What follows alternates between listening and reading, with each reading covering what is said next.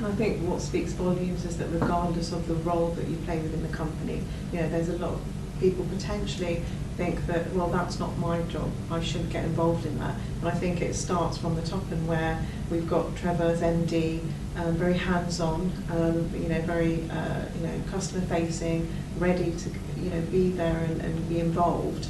I think that just sets the bar for everyone else, and that's what helps with, when it comes to working as a team. No job is too big. We all sort of muck in and we support each other and get the best result. So, and equally, no job's too small. It doesn't matter what size the contract should be, in my view, whether it's a small job, whether it's a £1,000 job or a £100,000 job.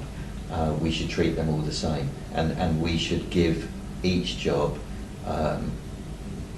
the same amount of time and effort to make sure that job is successful.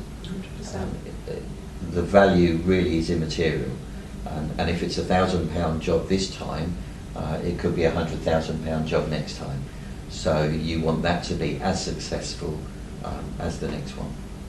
Yeah, being customer facing, I think every customer is valuable, so that's key in my role, and I think that's very important.